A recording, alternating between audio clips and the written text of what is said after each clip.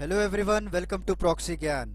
मेरा नाम शबाज है दोस्तों। उम्मीद करता हूँ आप सब अच्छे होंगे और एग्ज़ाम्स के लिए अच्छे से तैयारी कर रहे होंगे, क्योंकि हाल ही में कई सारे अभी नोटिफिकेशंस जारी किए गए हैं। जैसे कि एसएससी सीएचएसएल हो गया, सीजीएल हो गया, तो आपको करंट अफेयर से कई सारे क्वेश्चंस पूछे जाएंगे उसमें। तो आज हम एक इंटरनेशनल रिलेटेड इशू को डिस्कस करने वाले हैं, क्योंकि हाल ही में हमारे जो इंडियन आर्मी चीफ हैं जनरल नरवाने जी, तो उनका विजिट हुआ है अभी सऊदी अरेबिया और यूएई को लेकर। ये 6 डे टूर है ये, जिसमें यूएई को वो 9 से 10 दिसंबर तक विजिट करेंगे और उसके बाद सऊदी अरेबिया उनका जाना होगा 13 से 14 दिसंबर तक। तो ये विजिट बहुत ही इम्पॉर्टेंट है अब प्रेजेंट जियोपॉलिटिकल सिचुएशंस को लेकर, क्योंकि जिस तरह से जो मिडिल ईस्ट कंट्री के जो रिलेशन सुधर रहे हैं, कई सारे कंट्रीज़ अब इसराइल के साथ पीस डील साइन कर रहे हैं, राइट। हाल ही में आपने सुना होगा UAE is the first Arab country who has sign a peace deal with the Israel. तो इस चलते हुए तो इंडिया के ऊपर क्या इम्पैक्ट होगा, और ये विजिट वेरी इंपॉर्टेंट है एग्जाम पॉइंट ऑफ व्यू से भी।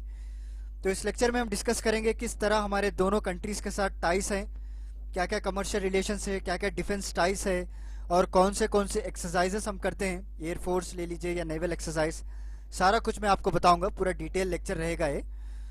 तो चलिए आज का लेक्चर हम शुरू करते हैं। शुरू करने से पहले एक छोटा सा मैं आपको रिमाइंडर देना चाहता हूं। अगर आपको इसी तरह इंटरेस्टिंग लेक्चर्स आप देखना चाहते हैं तो हमारा वेबसाइट है www.proxygyan.com। तो जल्दी से जाइए, वहाँ पे विजिट कीजिए। कई सारे इंटरेस्टिंग कोर्सेस हैं हमारे डिफरेंट एजुकेटर्स के द्वारा, जो बहुत ही इंटरैक्टिव तरीके से बनाए गए हैं। आपको बेसिक कॉन्सेप्ट्स इजीली समझ में आ जाएंगे, जो कि आपको एंट्रेंस लेवल एग्जाम में क्लियर करने के लिए मदद मिल जाएगी। और स्पोकन इंग्लिश कोर्सेज भी है इसमें। तो जल्दी से जाइए, आज ही चेकआउट कीजिए हमारा वेबसाइट को, और अपने रिक्वायरमेंट के हिसाब से आप कोर्सेज खरीद सकते हैं। तो चलिए दोस्तों, आज का लेक्चर हम कंटिन्यू करते हैं। तो जैसे मैंने आपको बताया रिसेंट न्यूज़ कि हमारे जो जनरल आर्मी चीफ है एमएम नरवाने जी, तो उनका ये पहला जो first chief of army staff है जिनका विजिट हो रहा है अभी। इससे पहले किसी ने भी विजिट नहीं किया था इन दोनों अरब कंट्रीज़ को, जो कि यूएई हो गया और Saudi Arabia, right. This is the first chief of army staff who visited this to united kingdoms, that is Arabic kingdoms, right. और वहाँ पे कई सारे बातचीत हुई है जो कि मिलिट्री कोऑपरेशन को लेकर, और बोथ इन क्वालिटी रेंज, और दोनों के बीच में क्या क्या अभी डेवलप कर सकते हैं, और डिफेंस टाइज भी डिसाइड हुए हैं दोनों के बीच में, राइट। तो चलिए आगे बढ़ते हैं, क्या क्या हुआ हम देखते हैं। जैसे मैं बताया आपको, according to Indian army, general Naravane ji Wednesday को इनको एक गॉर्ड ऑफ ऑनर भी दिया हुआ है, राइट। गॉर्ड ऑफ ऑनर भी दिया हुआ है वहाँ के मिलिट्री फोर्सेस के द्वारा। और वहाँ के जो जनरल हैं साले मोहम्मद, जो अल अमीरी कहते हैं उनको, नथिंग बट कमांडर, यहाँ पे जो हमारे चीफ आर्मी स्टाफ कहते हैं वहाँ पे उनको अल अमीरी कहा जाता है। दोनों के बीच में बातचीत हुई म्यूचुअल इंटरेस्ट को लेकर, डिफेंस कोऑपरेशन को लेकर, और किस तरह हमारे जो टाइस हैं उसको आगे बढ़ाया जाए, और क्या क्या जो एक्सरसाइज है उसको और भी डेवलप किया जाए, राइट। और जॉइंट डिफेंस प्रोडक्शन भी करने की बात की गई है दोस्तों, क्योंकि अभी हाल ही में हमारे प्रधानमंत्री नरेंद्र मोदी जी ने एक नारा लगाया है, वोकल फॉर लोकल एंड आत्मनिर्भर भारत। तो उसमें इन्होंने ये भी डिसाइड किया कि डिफेंस प्रोडक्शन करेंगे हम, स्पेयर पार्ट्स को लेकर, राइट, जितने भी डिफेंस इक्विपमेंट्स हैं, और दोनों के बीच में एक सप्लाई चेन डेवलपमेंट करने का भी दोनों ने वादा किया है। इसमें फ्राइडे के दिन ये प्रेस मीटिंग में सारा कुछ इन्फॉर्मेशन आया है बाहर, राइट। सो अग्रीमेंट्स क्या क्या साइन हुए हैं, जैसे मैंने आपको बताया कि जनरल नरवाने जी एक ऐसे टाइम पे विजिट कर रहे हैं जहाँ पे जो नॉर्मलाइजेशन हो रहे हैं इसराइल के रिलेशंस। मैंने आपको पहले स्लाइड में ही बता दिया था कि UAE is the first Arab country who have sign the peace deal with Israel, right. और आर्मी चीफ का विजिट होना इस वक्त बायलैटरल डिफेंस कोऑपरेशन को एक मजबूती मिलेगी, राइट।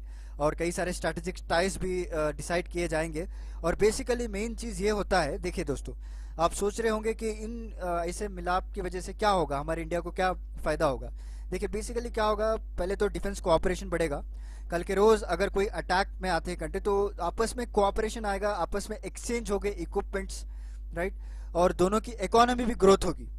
कल के रोज़ अगर एक न्यूज़ में भी आया था कि सऊदी अरेबिया और यूएई हमारे जो मिसाइल हैं, ब्रह्मोस मिसाइल और जो तेजस एयरक्राफ्ट है, वहाँ पे इंटरेस्ट दिखा रहे हैं। और एंटी क्रूज मिसाइल जो हमारी बनी हुई है, आकाश है जो सरफेस टीयर मिसाइल, तो ये खरीदने का सोच रहे हैं अभी, राइट। और जितने भी स्मॉल ड्रोन्स है, शिप बिल्डिंग है, ये सारा कुछ हमें कॉन्ट्रैक्ट मिल सकता है। इसके वजह से हमारी क्या होगी, दोनों की इकोनॉमी डेवलप होगी।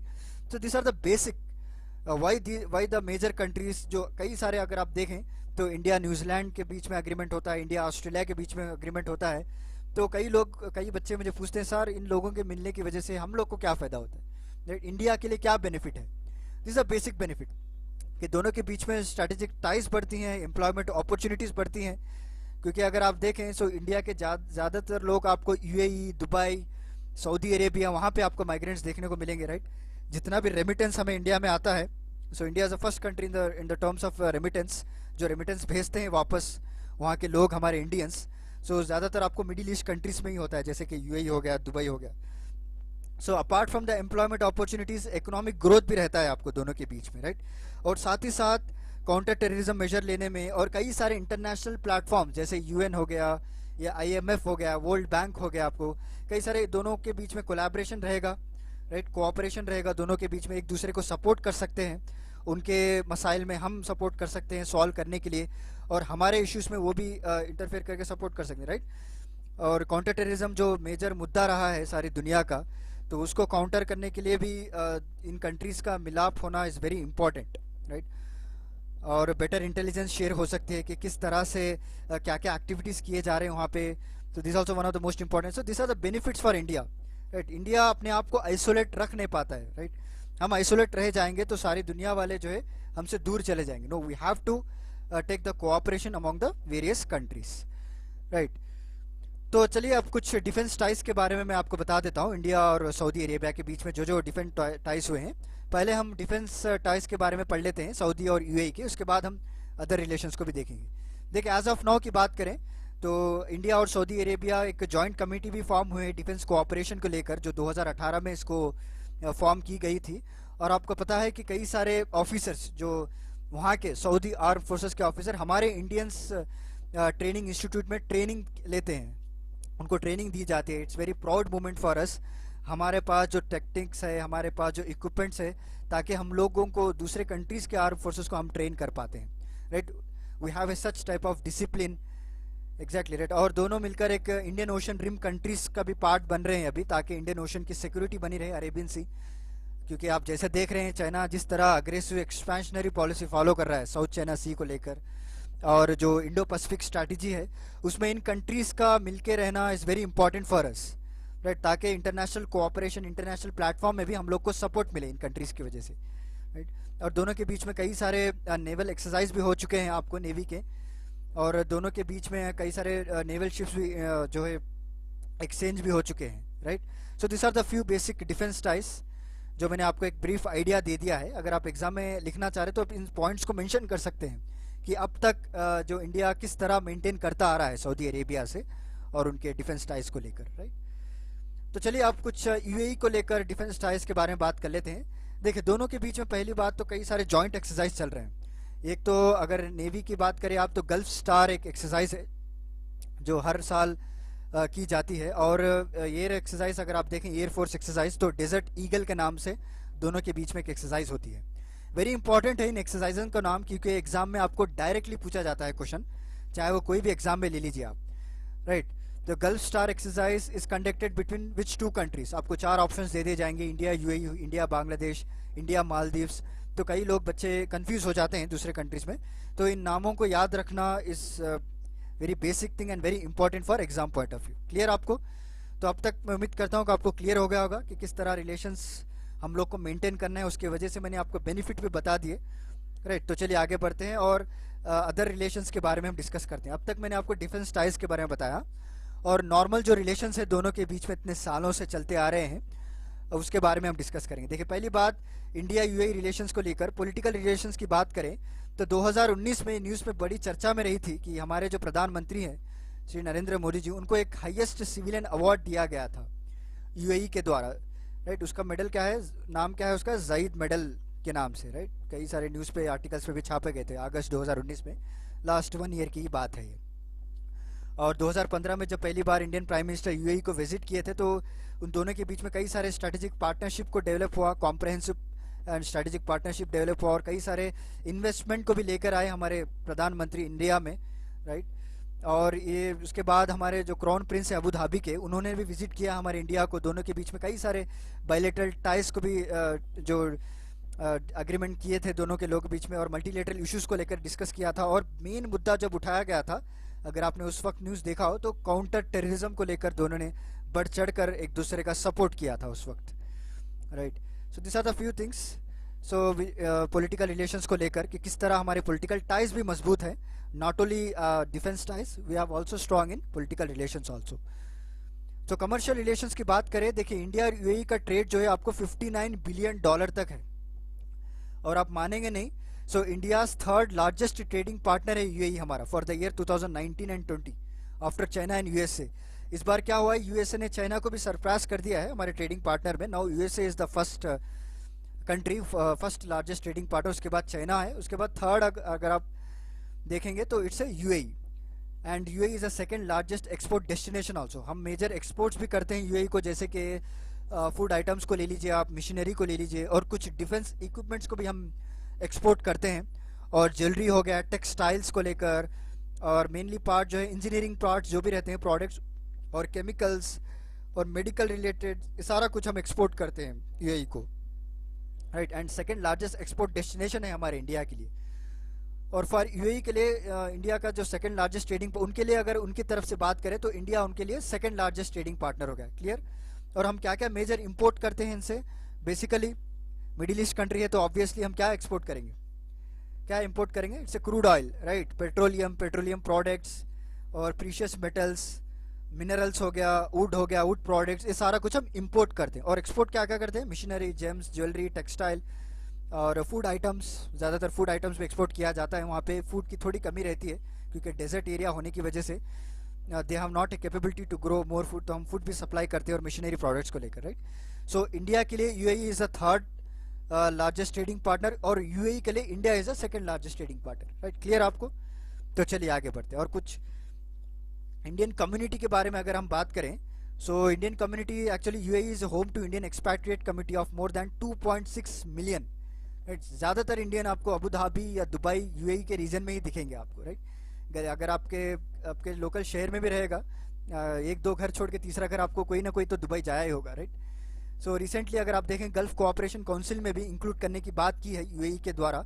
तो देखिए अगर हमारे टाइस अगर अच्छे होंगे ना दूसरे कंट्रीज़ के साथ, तो इतने सारे इंटरनेशनल प्लेटफॉर्म्स पे हमें जाने का मौका मिलेगा, ताकि हम भी उनके साथ मिलकर काम कर सकें, हमारे जो डेमोक्रेटिक व्यूज़ है सारे दुनिया के सामने रख सकें, और हमारे भी ओपिनियंस बता सकें कि किस तरह हम पीसफुल प्रोसेस को इम्प्रूव कर सकते हैं, राइट। तो इंडिया ने वादा किया है कि फिर आएगा India after the relaxing of covid related restrictions जो भी है, तो उसके बाद इंडिया पार्टिसिपेट करेगा हमारे गल्फ कोऑपरेशन काउंसिल को लेकर। और दोनों के बीच में अगर आप देखें तो कल्चरल रिलेशंस भी बहुत अच्छे हैं दोस्तों, राइट, क्योंकि दो नेशंस एक हिस्टोरिकल टाइज भी शेयर करते हैं और कल्चरल एक्सचेंज भी होता है दोनों के बीच में। क्योंकि अगर आप देखें 1975 की बात है, दोनों के बीच में कल्चरल एग्रीमेंट भी साइन हुआ था, जहाँ पे जितने भी कल्चरल एक्टिविटीज़ हैं और जितना भी हमारा इंडियन कल्चर वहाँ पे डिस्प्ले किया जाता है, और वहाँ का जो जितना भी कल्चर है अरबिक कल्चर, यहाँ पे इंडिया में भी कई सारे ऑर्गेनाइजेशंस के द्वारा डिस्प्ले किया जाता है। So we have great cultural cooperation also, right. और रिसेंटली अगर आपने देखा होगा न्यूज़ में, तो India UAE high level joint task force भी एक मीटिंग हुई थी। So even on going pandemic को लेकर भी हुआ था। एक्चुअली ये जॉइंट टास्क फोर्स क्रिएट किया गया था 2012 में। तो मेन मकसद यही था कि दोनों के बीच में इकोनॉमिक टाइज को इम्प्रूव किया जाए, कि किस तरह जो यूएई अपना इन्वेस्टमेंट हमारे इंडिया में करेगी, हमारे इंडियन के डोमेस्टिक कंपनीज को किस तरह इम्प्रूव किया जाएगा, ये सारा कुछ इस जॉइंट टास्क फोर्स में डिस्कस किया जाता है। तो रिसेंटली इसकी 8th मीटिंग भी कंडक्ट की गई थी ऑनलाइन, जो कॉन्फ्रेंस हमारे मोदी जी ने कंडक्ट किया था during this pandemic, right. So this are the few basic things that जो रिलेशंस बनाए रखे हैं और मजबूती है रिलेशंस में दोनों के बीच में। और चलिए आगे हम इंडिया और सऊदी अरेबिया के रिलेशंस को भी जान लेते हैं, राइट। तो इससे पहले मैं एक छोटा सा अपडेट दे देना चाहता हूं, क्योंकि अभी यूएई के बारे में आया ही है। तो आपने मेरा लेक्चर देखा ही होगा, organisation of Islamic cooperation, right. मैंने अगर आपने नहीं देखा है तो हमारे यूट्यूब चैनल में अवेलेबल है, मैंने डिटेल से आपको बताया है।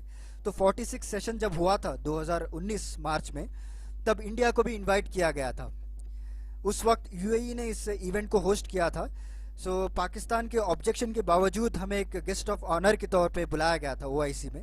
तो it's very honour to us, right. एक very proud moment for Indians को लेकर, कि हम लोग ने इतने ऑब्जेक्शन के बाद भी कि जो मिडिल ईस्ट कंट्री से हम लोग को बुलाया guest as a guest of honour, right. और कई सारे कोऑपरेशन भी किया हम लोगों, क्योंकि इस मीटिंग में क्या हुआ था, पाकिस्तान और दूसरे कंट्रीज़ ने हम लोग पर जो कश्मीर इशू को लेकर कई सारे आलोचनाएं लगाई थी, लाइक उसको भी यूएई और सऊदी अरेबिया ने नेगलेक्ट करने के लिए कहा, हमारा बढ़ चढ़कर सपोर्ट किया। सो ये बताता है कि हमारे पास जो है स्ट्रांगली रिलेशंस है दोनों के बीच में, राइट। और थोड़ी बहुत मैं यूएई की भी इंफॉर्मेशन दे दूं। यूएई ने अभी एक मार्स प्रोब भी, जो कि होप है उसका नाम, वो भी लॉन्च कर दिया है जुलाई 2020 में। जापान से इसका लॉन्च हुआ है। ये फर्स्ट आपको मार्स मिशन रहेगा, एक इंटर प्लानिटरी मिशन भी कहते हैं इसे। ये भी यूएई ने लॉन्च किया। अगर आपको एग्जाम में पूछ दें who launch the mission hope, then it is UAE, right. और जैसे मैंने आपको पहले स्लाइड में बता दिया था, सितंबर 2020 में UAE is the first country, first Arab Israeli का जो पीस डील थी उसने साइन की थी। उसके बाद बहरीन भी साइन किया था, right. So this are the few important points थे जो मैंने समझा कि ज़रूरी है, अगर एग्ज़ाम में पूछ ले तो आपको मिस ना हो जाए, आप इजीली उसको आंसर कर पाए। तो चलिए हम टॉपिक पे आते हैं। तो इंडिया सऊदी रिलेशंस की बात करें तो देखिए, सऊदी हमेशा से हमारा एक स्ट्रेटेजिक पार्टनर रहा है, जब से हमने साइन किया था रियाद डिक्लेरेशन 2010 में। और एक largest supplier of crude oil भी है, because Saudi Arabia as a second largest supplier of crude oil, right. Iraq है, उसके बाद सऊदी अरेबिया, पहले ईरान था, उसके बाद ईरान अभी उतर के नंबर 5 पे आ गया है। और इंडिया का जो फोर्थ लार्जेस्ट ट्रेडिंग पार्टनर है वो भी सऊदी अरेबिया है। और 2.6 million strong community, Indian community भी आपको बहुत सारे सऊदी अरेबिया में मिलेगी, right. So this are the few relations between India and Saudi Arabia. और फ्यूचर इन्वेस्टमेंट की बात करें हम, तो एक Saudi Arabia annual investment forum हुआ था, जो डावस, जो स्विट्ज़रलैंड में एक शहर है, जब एक ओल्ड इकोनॉमिक फोरम मीटिंग हुई थी तो वहाँ पे डावस में हुई थी। तो उसने प्रधानमंत्री जो उन्होंने सऊदी कंपनीज को इनवाइट किया कि जितना भी आपका इन्वेस्टमेंट है हमारे इंडिया में आइए और इन्वेस्ट कीजिए, ताकि हमारे डोमेस्टिक कंपनीज का भी ग्रो हो, राइट। तो उन्हें एक टारगेट को सेट किया है कि आने वाले कुछ साल में, यानी 2024 तक $100 बिलियन का इन्वेस्टमेंट होगा, right. This is very great achievement for us, for Indians. इससे क्या होगा, हमारी डोमेस्टिक कंपनी भी ग्रो होगी और हमारी इकोनॉमिक ग्रोथ भी ग्रो होगा, राइट। सो एनर्जी सेक्टर के लिए बात करें तो सऊदी अरेबिया ऑलरेडी एक स्ट्रैटेजिक पेट्रोलियम रिजर्व खोल रहा है अभी पादुर कर्नाटका में, राइट। और उसके बाद से पहले भी एक न्यूज़ आई थी कि रायगढ़ महाराष्ट्र में, जो सऊदी अरेबिया की most famous oil company Aramco, तो वहाँ पे कुछ स्टेक्स खरीद रहे हैं, तो इस तरह से न्यूज़ आई थी। तो this is most important positive science from Saudi Arabia, कि किस तरह से वो बढ़ चढ़कर इंटरेस्ट दिखा रहे हैं हमारे इंडिया में इन्वेस्ट करने के लिए। So this is about entire lecture. तो देखते हैं आगे क्या डेवलपमेंट्स होगा। इफ़ पॉसिबल मैं आपको क्या क्या डील साइन हुए उसके बाद लेक्चर में लेकर आऊँगा इसी पर। तो चलिए मिलता हूँ फिर अगले लेक्चर्स के साथ कुछ इंटरेस्टिंग टॉपिक के साथ। तब तक के लिए धन्यवाद दोस्तों।